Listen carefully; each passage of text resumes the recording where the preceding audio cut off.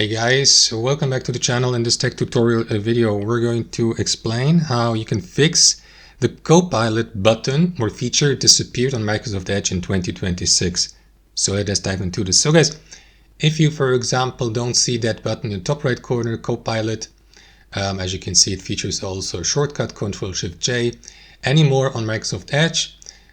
This is how you can fix it. So you can use that Copilot button here to access Copilot and to communicate with it and to make or let Copilot assist you in your navigating here on Edge. This is how you can fix this. Navigate to your browser settings through these three dots on the top right and through that settings button.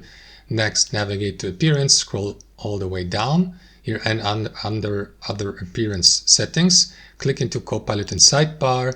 And what you want to do here, guys, is click into app specific settings and select Copilot.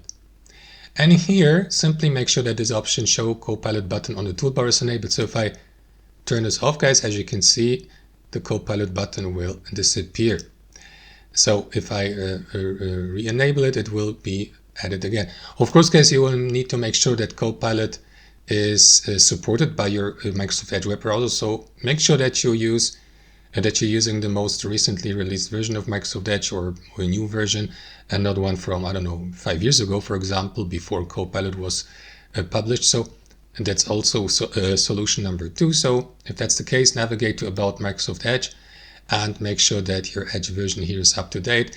If not, Edge will tell you that there is a new version available so that you may download it and install it. So these are two ways, guys, how you can fix this issue in 2026. Thanks for watching. Hope you enjoyed it, got some value from it, and we'll see you next time on our channel.